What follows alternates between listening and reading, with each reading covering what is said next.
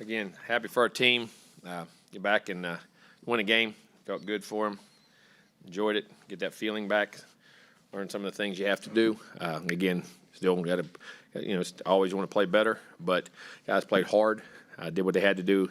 Situations, not tough circumstances as far as conditions, but everybody's got the same conditions. To me, that's what makes football unique. You could be in 6 foot of snow in Buffalo right now. You could be somewhere else in a rainstorm or a snowstorm, and that's what makes football a unique sport and changes games based off of that. So it was good job by our guys. Watching the film defense, I thought we did a really nice job in the game. They had one drive there that they had some formations and some motions that got us out of whack, and then we made adjustments and did a really nice job the rest of the game. Held them pretty much in check everywhere, controlling the line of scrimmage, getting off the field on third down, doing a really nice job. Kicking game was we didn't hit some field goals, which is tough conditions. Slipped on one and the others. Made a couple. Kickoffs were solid. Had one coverage. We had a guy miss a tackle and then he bounced out and got to the 30. But I mean, not a big one. But we could have had it back. And I thought we did a nice job of catching punts. The wind and those shorter punts and ball being hard to kick farther. I thought we got up there and Moose got to the ball, which I think as punt returners, the number one thing you got to do is try to catch every ball as a punt returner. You never let that ball hit the ground because most of the time it's not good for you. You lose yardage or somebody gets hit with the ball, and thought that was critical. Did a nice job in that regard, doing those things. Thought offensively moved the ball. Unfortunately, had 3 turnovers, which is, you can't have. Had one to 11, one to 14, and one to 32 going in on drives. And 2 missed field goals, and had some opportunity on some points there that we wish we had some more and we're there to do it. And can't let that. Got to get that worked out. Make sure the ball security this week, and which we work on every week. But unfortunately, we had that there and didn't do what we need to do. But at times threw the ball well. In some really tough conditions early. If you watch some of those passes early, where the ball was, we got some balls treated a little bit better and got them to we could at least grip them and throw a spiral. There were some. You're pushing it with your hand, which sometimes you do. I've been in those cities. I grew up in that weather, and sometimes you have to.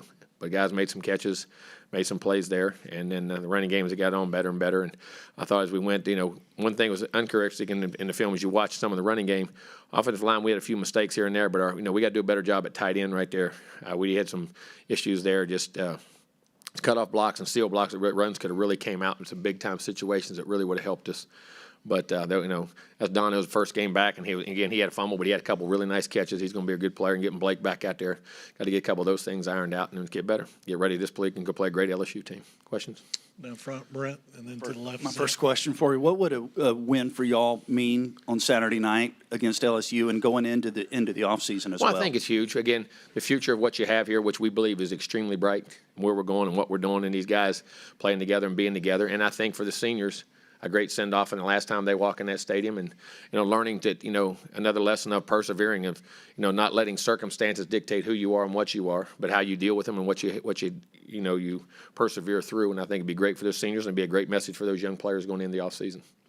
To the left, Zach, and then to the right, Cole. Speaking of perseverance, obviously some injuries to some key guys. Do you see Evan Stewart and Devon Achane coming back this week? Very hopeful. I'm very optimistic about that. I can't say that for sure. You don't ever day-by-day things, but feel very, very optimistic. To the right, Cole. And they're pushing, I'll say that. They've been working their tails off.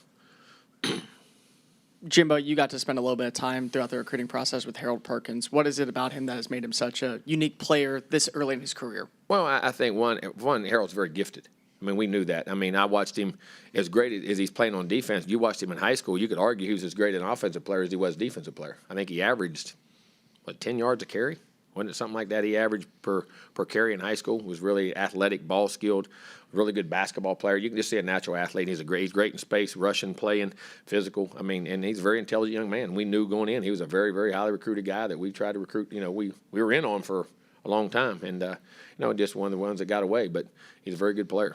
It was great. I enjoyed being around him and his family. And then when you look at a guy like Jaden Daniels, he's played in 3 different style of offenses, especially from the Pac-12. Has that maturity helped him maybe translate over to LSU? Well, I think anytime, again, you've been on the field, and that's what I keep saying in college. I say college football, but college sports in general, whether it's basketball and football especially. In baseball, you tend to get a little bit older type guys for some reason, and guys stay. But, getting guys that have played a lot of football, been in a lot of games, been in a lot of situations, there's not, tons of that in college football now. because the great ones, they play a little bit early and then they're out of there. Or if they don't, if you don't play the freshman and have a great sophomore, junior year, second year, you're going. But this guy's played 3 years, been on the field. You can see from the beginning of the year to the year getting more comfortable with their offense. He can beat you with his legs, his arm. Very composed, very poised, and really, as I say, not sneaky. He's very athletic, but he does it very smoothly. He's not out of control in how he does, and he's a really good player. He's made a lot of good plays for them, critical moments. Left side, third row, Dennis, and then Jim, Travis. Jimbo, I think Sunday's going to be the first time in your career you won't be getting ready for a championship game and or a bowl. Besides recruiting, end of the season meetings, what's your focus going to be right away? The issues and things we have to do to get back on top. I mean, and are constantly, but when you're doing the season, it's much harder. But putting things in perspective to we have to always evaluate, be on top of, and get A&M right back to where it belongs and where it should be. And then a general question: How hard? Well, we know how hard it is, but how difficult it is to find those guys that can play the nose in the defensive line that, with one play, can alter a game? Go ahead. No, we'll keep going in that question. But you're right. I mean, it's ironic because the nose takes such a big body, and sometimes those guys that can really play there can't play the three because of the space that's required. But we've got a guy that can do that, and we've got a couple guys I think in the future really going to do that. And because like you can play the nose and be a run stopper, but to be a run stopper and then be able to have that explosion, the explosiveness to be able to pass rush with it. Man, those guys are very rare, and I think we got some guys in our future here that are going to be able to do that, and hopefully just get better and better. But those are very, very hard to find. Do you understand why, just because of that, the rarity of that, like they can make $20 million a year? Oh, I do. And if you, like I say, you look in the NFL now. It used to be the farther away from the ball you went, the more money you made. You know what I'm saying? The ends made more in tackles. Offensive tackles made more in guards and centers. Receivers made more in tight ends. Corners made more than safeties. But that's changing in the world today. You know what I mean? You look at a lot of your great pass rushers, the Aaron Donalds, for instance, of the world and things like that. That interior push and interior explosion to be able to create negative plays, whether it's run with the change of direction and the burst, or the pass rush because you're so worried and athletic on the edge, and you can get athletic tackles on guards. Those guys now are the guys making all the money, and the game has changed that way. They're paying a lot more for interior guys than they ever did, and that's why I think you're seeing in the NFL draft, you're seeing more guards and centers valued even at a higher level. It's not all the time you have to have special guys because they know who you got special guys in your league or your conferences. You got to block, and those guys are hard to find. It's a great point, Dan. A really good point. How the game is evolving and changing. Front right, Travis, and then to the left, Sam. Yeah, what has the season been like for you personally and kind of emotionally? Well, I mean, the emotions you keep out of it. I mean, you're disappointed. And you're trying to always find answers. Anytime you're not where you want to be, you're constantly looking, pushing, challenging, evaluating, changing, thinking. I mean, but it's part of life. I mean, it's just like if something bad goes in life, something bad happens in anything. I mean, it's no different in that perspective. But it makes you evaluate everything you do, what you do, and try to keep the guys and understand that you can't let circumstances define who you are. You can never let your circumstances define who you are. Now, doesn't mean you're content with them, you're happy with them, but how you go about your business and the daily process in which whether you're winning 11-0 or you're not having a season like we're not having right now at where we want to be. But your process of how you go about yourself and who you are as a person can't change, and it challenges you and it makes you, I think it'll make you stronger in the future, and hopefully you learn from it, but it's not fun when it's going on, I promise you that. And then with a recent incident is P.J. Williams and Denver Harris. What's their status with the team? That's all with the university and the judicial system and everything that goes on. Are they still indefinitely suspended? Yeah, nothing's changed in that regard. To the left, Sam. Jimbo, earlier, Layden Robinson was here. He said that, talking about the youth on this team, how many young guys you have, he said sometimes your mom tells you not to touch a stove and touch it anyway and get your hand burnt.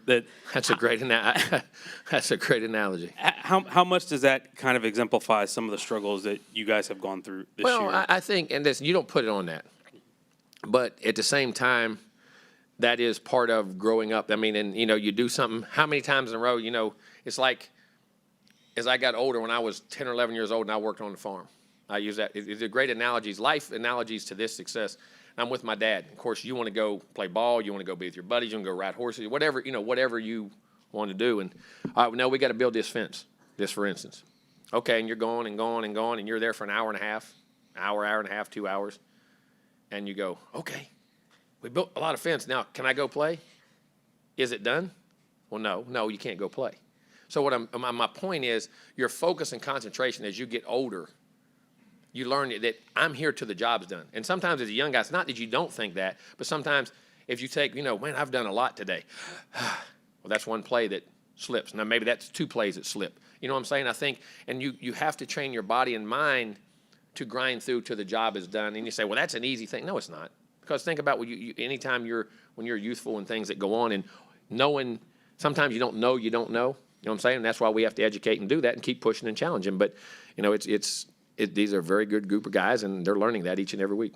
And I know you mentioned just a minute ago you'll focus on what needs to change after the season. But I'm curious, is there anything that you look back on this year that you would do differently to change the Well, result? I can't answer that now till I'm in it. I mean, when you're in the things, so you can sit back and really self-evaluate when you're not in a game. I've been watching film for 6 hours a day and thinking there may be something I'm not forgetting. I mean, you'll always look back. And because when things are never where you ought to be, obviously there's something you want to change, tweak, turn, or sometimes circumstances are nothing you can do, but most of them, you are. You got to be able to find that out. And I'll evaluate on that afterwards. I don't want to comment on that now because there may be something I miss or not think about right this present time because where my mindset is in game planning and doing the things we have to do this week for LSU. Coach, back behind the lights to the left, Tyler. Yes, sir.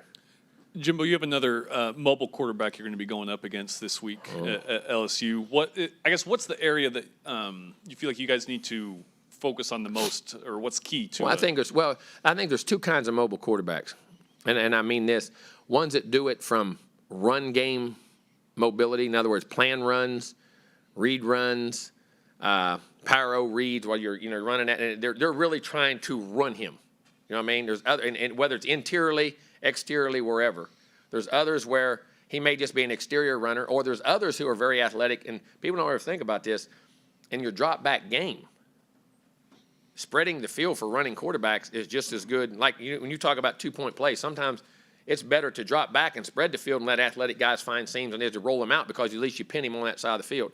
I think one thing about Daniels is that they do have quarterback runs where they plan and pull reads and read the end and have a lead blocker for him, but he also gets a lot of it in the passing game because you have to cover their wideouts are very good, and you can't, single cover, some they double or push guys back, and he does it scrambling. So, I think 2 things. We got to have edges set, got to have understanding the pressure and once you have set and the leverage on him, not only the back and the guy coming to leverage the ball. And I think in the pass rush, being disciplined that you do not rush upfield past the passer. And once you get to the same level, you collapse to the upfield shoulder, you press the inside number, and the inside the pocket, you push it, and you make sure you don't get and you feel like you're getting pushed real wide. You got to fight back, even and fight against pressure and fight back in to close the gaps. There's 2 different things in rush and leveraging the football out.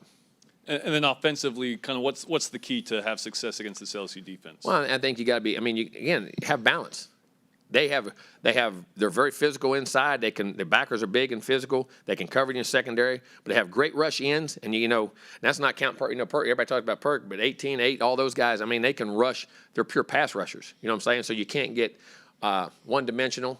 I think you got to keep balance, and I think you got to keep guys balanced with run, pass, and whether you move the pocket, not move the pocket, how you protect different bumps, chips. I think you got to have the multiplicity of things to be able to do.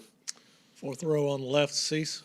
I didn't see him back there. Other than playing Kelly, have you had any dealings with him? Just a couple times we've been at functions together or just meetings. Other than that, And when you look at the tape first of the year at LSU to now, what do you see different? What has he done to have this turnaround? I just think they've gotten more comfortable with their schemes. You know what I mean? If you watch this game, their scheme to stay the same. The guys have gotten more comfortable, more consistent in what they've done. And the quarterback in some really critical plays and critical moments, I think, has made big plays with his legs and feet, and then throwing the football. Really making those plays. There's 2 or 3 games that were one play games that they were able to get and gain confidence from, I think, early, and then they just kept building on those, and he's done a really nice job of that. And one last thing, you're surprised that Mike Elko's had such quick success and, along those lines? No, I knew Mike was a great coach and was going to do well, and when we went over just how he's going to be a head coach, things he did and things he put in place, that does not surprise me at all. And like I say, Duke they've had some great success in the past. Like I say, David's had some tremendous. Cutcliffe had some tremendous success there at times, and I think Mike will do the same thing. Very good coach.